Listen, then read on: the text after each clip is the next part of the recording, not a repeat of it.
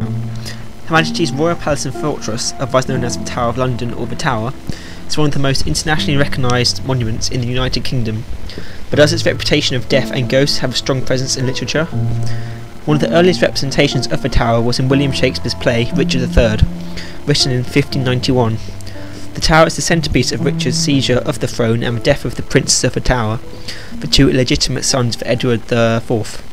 This reiterates the notion of death and treachery associated with the tower, as it is believed that the ghosts of the two princes Edward and Richard still haunt it today. The tower also played its role in the 1955 film version of Richard III, starring Laurence Olivier.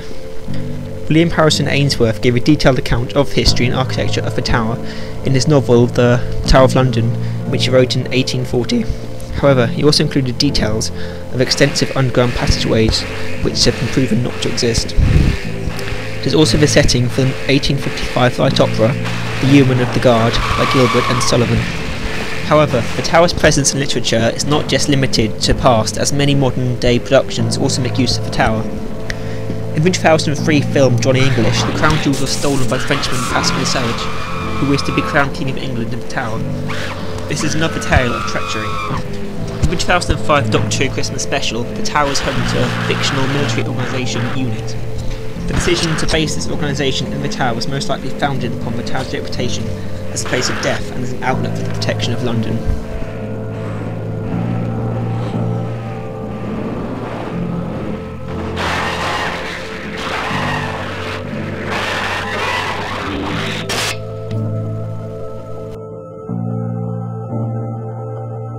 The White Tower of the Tower of London was first constructed in 1078 by William the Conqueror as a means of defence against any possible invaders. It was also used by the Normans to protect themselves from the City of London's inhabitants. This White Tower is what most people associate with the Tower of London and has become an iconic part of the fabric of London. In the early 13th century, Henry III converted the tower into a significant royal residence. Throughout the 13th and 14th century, there were many additional attachments to the tower, including the outer and inner ward by Edward I and Henry III, making it an imposing fortress in London. The function of the tower for defence continued for many centuries, until it became redundant with the introduction of artillery in the 19th century. The infamous Traitor's Gate was a Watergate entrance constructed by Edward I. It was used to transport prisoners such as Anne Boleyn, Sir Thomas More and Queen Catherine Howard by barge. The head of those who were executed at Traitor's Gate was stuck on spikes as a grisly indication of their eventual fate. The infamy of Traitor's Gate has given the Tower of London a bloody reputation. The tower's function as a prison has seen a number of historical figures being placed there. Guy Fawkes, Elizabeth I, Deputy Nazi leader Rudolf Hess and the Krays were all interned for various crimes.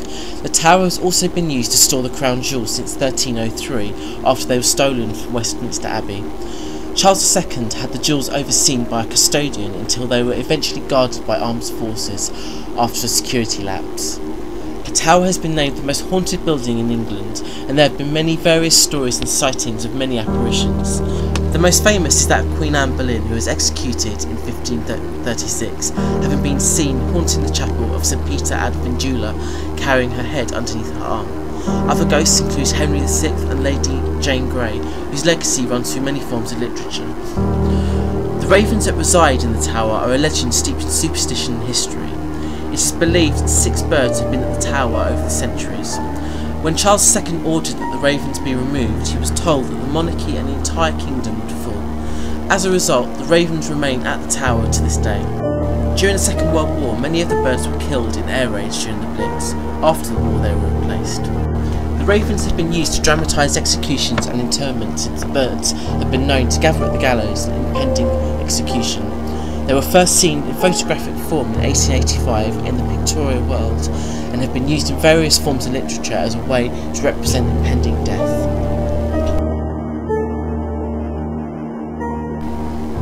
Ghost stories have been told across the world for centuries, permeating almost every culture imaginable and featuring in some of the most notable pieces of literature in existence. Often, the so-called spirit has suffered a violent death and is said to haunt the location of its demise, and it's also common to hear tales of an apparition that's seeking revenge on its tormentors.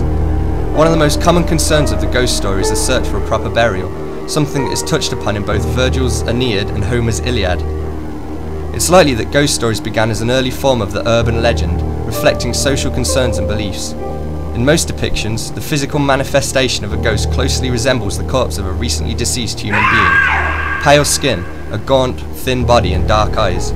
It's possible that these ghost stories began as a way of the living ensuring peace for their remains after their death, by telling tales of vengeful spirits returning to the living world. A similar legend with close ties to the ghost story is that of the poltergeist, literally meaning rumbling ghost. Poltergeists are famed for their ability to remain entirely invisible whilst moving and influencing objects, usually within one particular room or building. The name and the concept of the rumbling ghost became widely known after the release of the 1982 film Poltergeist and the TV series that soon followed. An important thing to note about the ghost story is that it is not explicitly designed to scare, unlike its neighbour, the horror story. Ghosts are often used for comedic and tragic effect, depending upon the creator of the story and the effect that they are trying to convey. The trend of teenagers telling ghost stories at sleepovers has ensured that many stories are passed down through family members and friends, although this often leads to several versions of the same story circulating due to personal changes and forgetfulness on the part of the teller. From their simple beginnings, ghost stories have evolved into widespread use in many forms of literature, ranging from Shakespeare's Hamlet to Dickens's A Christmas Carol. Some writers, such as Bruce Barrymore Halpenny, concentrate on the realm of non-fiction, where they often research reports of ghost stories and attempt to discover an explanation for the apparition. Cinematic depictions of ghosts have been diverse, ranging from Casper the Friendly Ghost and Beetlejuice to Freddy Krueger. The legend of the ghost has inspired such classic films as Ghostbusters and The Ring, as well as a long line of reality television programs such as Most Haunted and Ghost Hunters. Ghostly characters have been used in a wide range of literature, from the Harry Potter series to the ghostly apparitions of dead Jedi in the Star Wars universe. Whether you believe that ghosts are real or not, their effect on literature cannot be denied. The Tower of London has over the years performed many different functions, but is perhaps best known as a high-security prison. Many souls endured terrible torture and mind-bending loneliness as captors of the tower. The torture chamber inside Wakefield Tower held many torture devices, including manacles, the rack and the scavenger's daughter, where only 6 cases of usage were found. It was thought this device was rarely used because torture by this method was quicker than the others, usually lasting only an hour. Ghost sightings have been recorded frequently inside the castle and on the grounds throughout many years. In the past, a great number of wild animals were kept at the tower. Deep at night in January 1815, a guard noticed a bear appearing from a front entrance.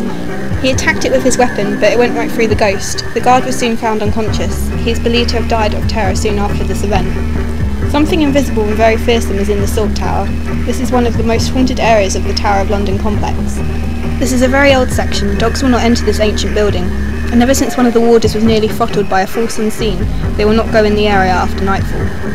In 1864, a soldier whose post was to guard the Queen's house at the Tower of London saw an apparition so real that after ignoring the soldier's 3 challenges, he charged with all his might at the intruder with his sword, only to go straight through the figure.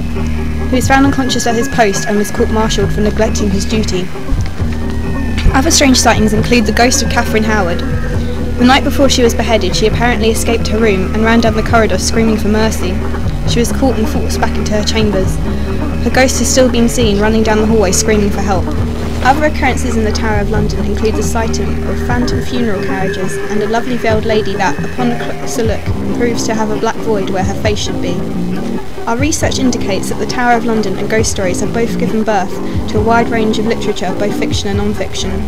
It is apparent from the many sightings, be them real or not, has inspired many works of literature and interest in the tower and its history.